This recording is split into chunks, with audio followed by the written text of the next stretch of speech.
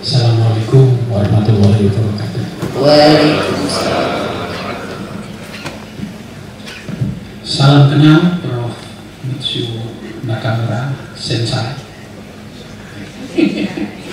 Karena saya baru pulang dari Jepang, jadi saya masih hai. Saya baru 3 bulan kemarin di CCS, Center for Southeast Asia di Kyoto University, meneruskan penelitian saya. Saya cukup serius sejak buku ini dikirim oleh Pak Rektor, Pak Hul, Mas Pak Hul. 2 hari saya baca tulisan ini, sangat tebal ya, 600 halaman lebih ya. Saya pertama kali membaca buku beliau, saya berjumpa, saya kira ini pertama kali ya Pak Nakamura ya, ketika saya di McGill University tahun 98. The Crescent Rises Over the Banyan Tree, tulisan beliau ya. Kebetulan istri saya juga membahas tentang Aisyah, jadi istri saya juga membaca itu tentu saja. Saya membaca waktu itu bersama dengan Pak Howard Withersfield. Pak Howard Withersfield waktu itu mengajar di McGill ya. Dan saya tentu saja membaca Toshihiko Izuku ya. Dan kemudian mendahului beliau Takashi Shiroishi ya, tentang The Age in Motion ya, yang membahas tentang Kiai Misbah, seorang Kiai Muhammadiyah tetapi juga simpatisan ke komunisme.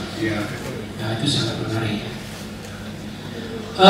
Saya mulai dari bagaimana kedekatan beliau kepada subjek. Ini sudah masalah teoritis dan metodologis ya. Kebetulan semuanya aktif di Muhammadiyah, aktif di Nahdlatul Ulama ya. Saya mencoba untuk memandang dari sisi penelitiannya ya.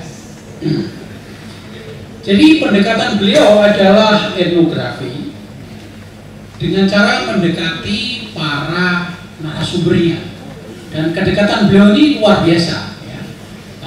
Sangat simpatik ya.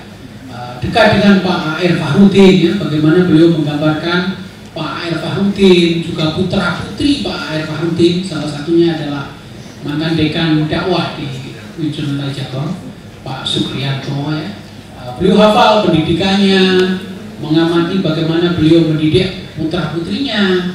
Ini adalah pendekatan yang sangat empatik ya, dan simpatik juga dua-duanya ya.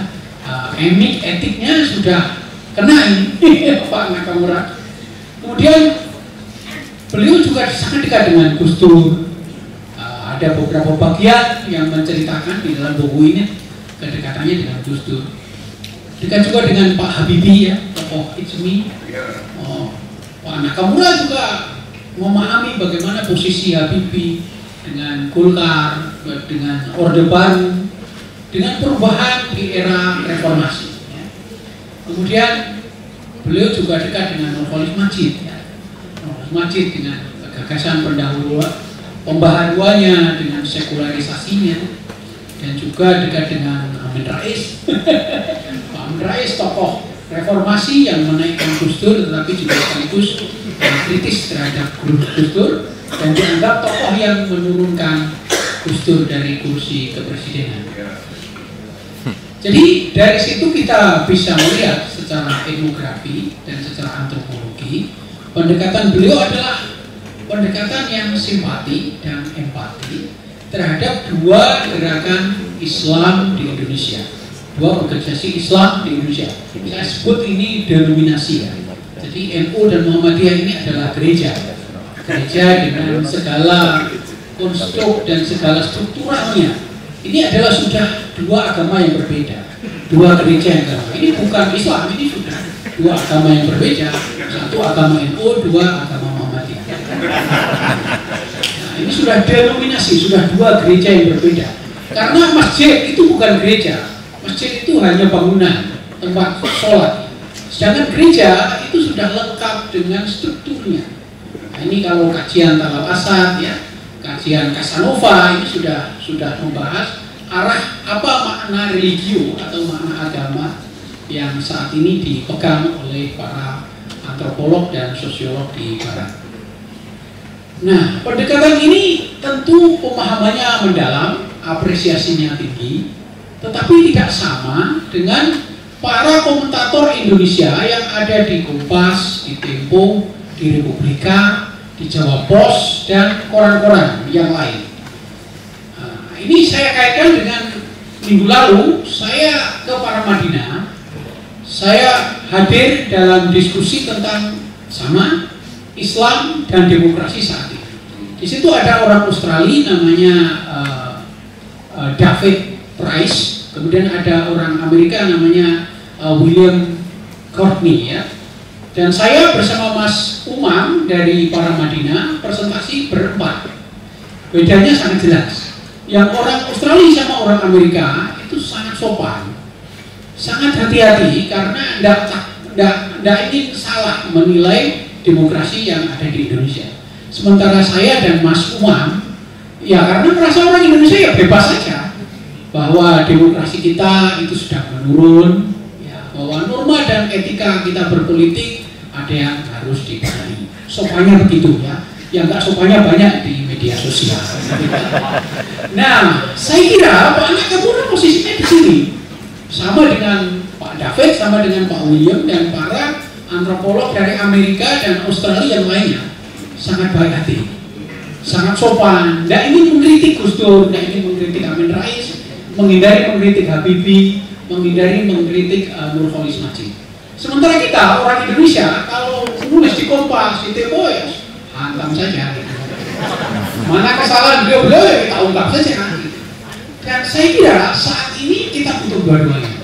Pemahaman dalam kita butuh, kritis kita juga butuh. Jangan ditelan mentah-mentah semuanya. Dan jangan dibiarkan semuanya itu bernilai positif. Karena ilmu pengetahuan itu asalnya dari sikap kritis. Ya.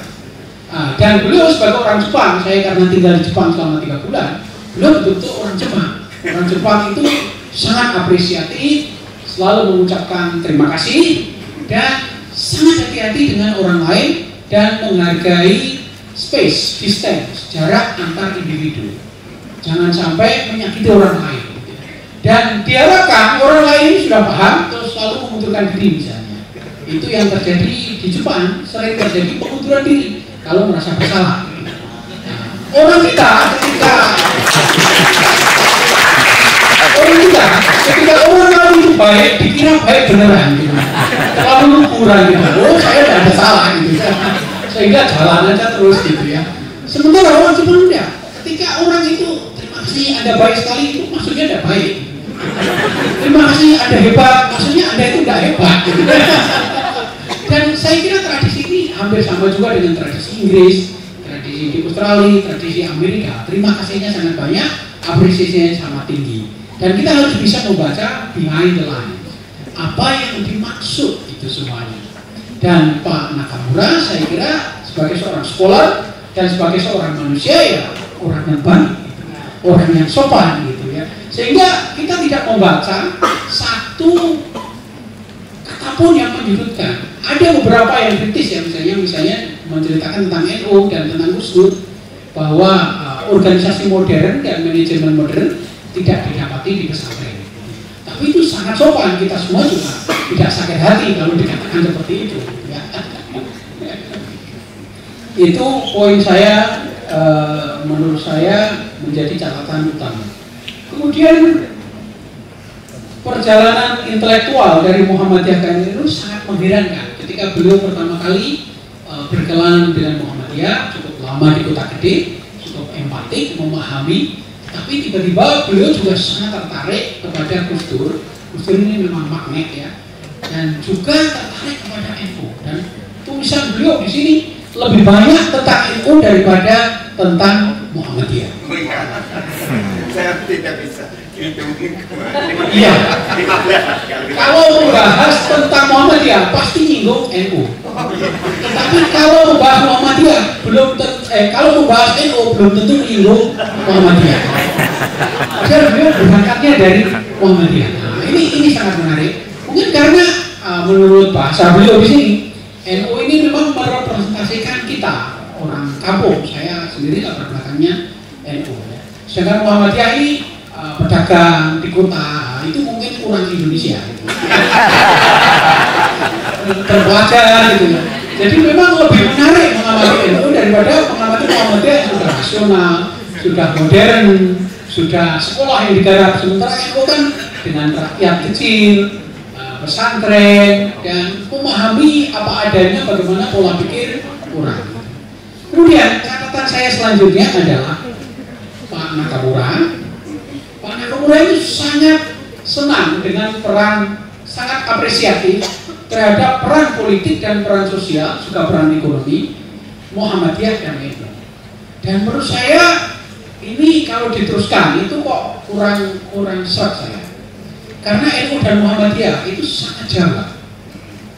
Jadi walaupun di luar Jawa ada NU dan Muhammadiyah, itu tidak sama dengan NU Muhammadiyah di Jawa. Misalnya di Kalimantan, NU itu di Kalimantan itu oke-oke saja berkolaborasi secara politik, sosial dan ekonomi dengan PKS. Sementara di Jawa tidak mungkin. Mungkin Pak, kemarin terjadi. Ya sekarang setelah era pragmatisme ini. Kemudian NU di Nusa Tenggara Barat, NTB ini berbeda. NU di sana bersatu dengan Nahdlatul Wathon, organisasi yang lain, dan sama. Pak Gubernur di NTB itu kadang-kadang juga Demokrat, kadang-kadang Golkar, kadang-kadang NU, kadang-kadang Muhammadiyah. Jadi orang loncat dari NU Muhammadiyah di NTB, di Aceh, di Banjarmasin, di Lampung itu biasa. Sementara di Jawa ini sangat rigid. Jadi ada pandangan yang berbeda antara Jawa dan non-Jawa. Dan saya kira yang lain yang perlu digarisbawahi adalah interaksi NU Muhammadiyah dengan kelompok di luar NU Muhammadiyah ini banyak dan sangat berpengaruh. Dan kebetulan Pak Nakamura karena sangat hati-hati dengan dan sangat baik dengan NU Muhammadiyah ini kurang mendapatkan sorotan. Nah, misalnya pengaruh Katolik terhadap NU ini saya kira sangat besar. Dan di situ saya kira tugas kita yang harus mewakilinya. Begitu juga relasi antara Muhammadiyah dan Protestan, terutama di Indonesia Timur ini juga luar biasa dan ini sudah cukup lama ya, saya kira itu juga tugas kita, jangan semua dibebankan kepada orang Jepang dan orang Amerika. Tugas orang Indonesia tidak hanya aktif di organisasinya, tapi tugasnya juga harus jadi ilmuwan juga, jangan semuanya jadi pemain, harus ada yang jadi pengamat juga. Ya jangan semuanya jadi politisi juga, harus ada juga yang tunggu di kampus seperti Pak Agus. Nah, jadi kita harus juga ada yang objektif, ada yang tidak terlalu penting, tidak apa-apa, tidak dapat kedudukan, tidak apa-apa, tapi menjadi pengamat. Nah, ini para mahasiswa harus belajar ini dari Pak Nakamura. Beliau bersedia tidak penting, tetapi bersahabat dengan semua orang, bersahabat dengan orang-orang penting, kemudian mencatatnya. Nah, kita, Pak Nakamura ini susah berbahasa Indonesia, berbahasa Jawa, tapi beliau bersedia belajar. Nah, kita semua sudah bisa berbahasa Indonesia, bisa berbahasa Jawa, bisa berbahasa Batak, Dayak, Madura dan lain-lain. Ya, kita bisa seumur hidup melaksanakan etnografi di tanah kita sendiri. Dan kebetulan tulisan kita yang berbahasa Inggris yang dibaca internasional sangat sedikit sekali. Nah, sekarang mulai ada tapi itu tidak bisa dipahami karena pakai ChatGPT dan Google Translate. Jadi tulisan bahasa Inggris kita itu punyanya AI, bukan punya kita. Sehingga orang Inggris sendiri sulit paham. Saya kira itu kritik untuk pembacanya, bukan untuk Pak Nakamura ya. Kemudian kalau boleh, saya punya makalah. Saya menulis makalah tadi malam. Ya, saya menulis resensi ini. Ya, nanti saya serahkan kepada Pak Nakamura.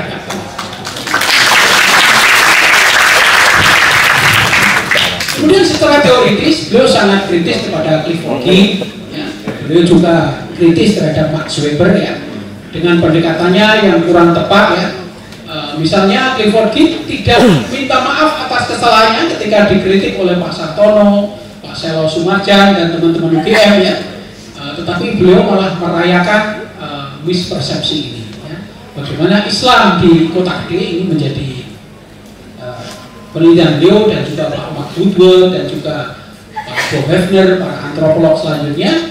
Bagaimana Clifford Geertz ini sangat spesifik mengamati tipologi masyarakat Jawa Dan kebetulan banyak yang mengkritik bahwa tipologinya itu tidak tepat dengan ukuran yang berbeda, sehingga menghasilkan 3 varian Abangan, Santi, Brai, dan ini tidak selamanya tepat.